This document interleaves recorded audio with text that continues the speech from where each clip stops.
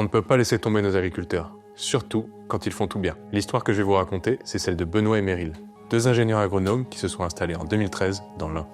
Ils sont pleins de convictions. Ils veulent nourrir les hommes en harmonie avec la nature, recréer du lien entre agriculteurs et consommateurs, produire une nourriture saine et nutritive sans pesticides, et ils sont convaincus que la bio française a tout son sens à notre époque. Aujourd'hui, leur ferme, les Jardins d'Aestive, c'est 170 hectares de céréales bio et 70 vaches au braque. Je vous dis qu'ils font tout bien.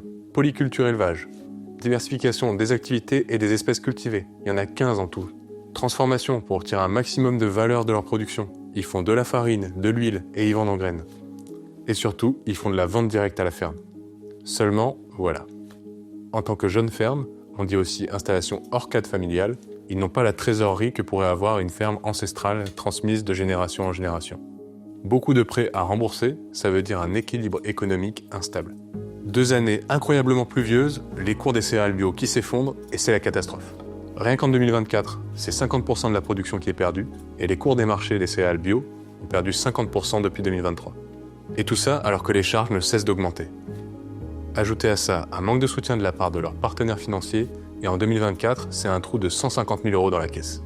Meryl et Benoît, ils sont pas du genre à faire pleurer dans les chaumières et c'est bien souvent le cas dans le milieu agricole. On parle pas de ces problèmes, on garde tout pour soi et on connaît le résultat dramatique d'un paysan qui se suicide par jour en France. Mais abandonner, c'est pas leur genre. On sait tous à quel point c'est difficile d'avouer et d'exprimer ses difficultés, et pourtant ils ont eu le courage de prendre la parole et de lancer une cagnotte Litchi et sortir de leur situation critique et sauver leur ferme. Leur modèle, il est vertueux et il fonctionne. Collectivement, on ne peut pas les laisser disparaître à cause d'un concours de circonstances. Si on veut qu'une nouvelle génération s'installe dans des fermes à taille humaine, préserver nos agro-écosystèmes et manger des aliments sains dans le futur, on se doit de les soutenir et de propager leur message. Parce que c'est pas juste leur ferme qui est en jeu, c'est tout un modèle agricole dont on a besoin pour l'avenir. Alors ne les laissons pas tomber, montrons ce qu'on veut pour les générations futures. Vous n'avez plus que 3 jours pour participer, le lien est en description, la cagnotte finit le 15 octobre 2025. Merci pour eux, partagez cette vidéo et leur message, à bientôt.